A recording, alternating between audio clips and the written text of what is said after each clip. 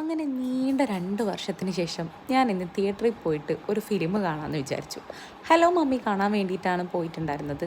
എനിക്ക് നല്ല ടെൻഷൻ ഉണ്ടായിരുന്നു. കാരണം ഷുട്ടു ആദ്യമായിട്ടാണ് അവൾ ഇരിക്കുകയോ ഇല്ലയോ ഒന്നും അറിയില്ലായിരുന്നു. ഡൗൺ ടൗൺ മാളിലാണ് ഞങ്ങൾ ടിക്കറ്റ് ബുക്ക് ചെയ്തിട്ടുണ്ടായിരുന്നത് 7 മണിയുടെ ഷോക്ക്.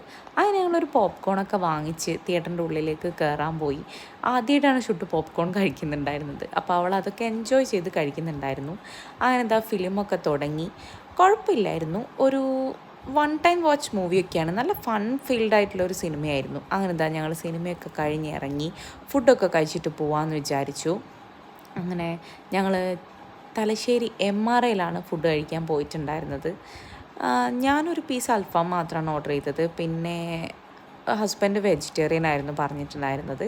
അത് ഞങ്ങൾ അതൊക്കെ കഴിച്ച് നല്ല ഹാപ്പി ആൻഡ് ചില്ലിങ് ആയിട്ട് വീട്ടിലേക്ക് പോയി.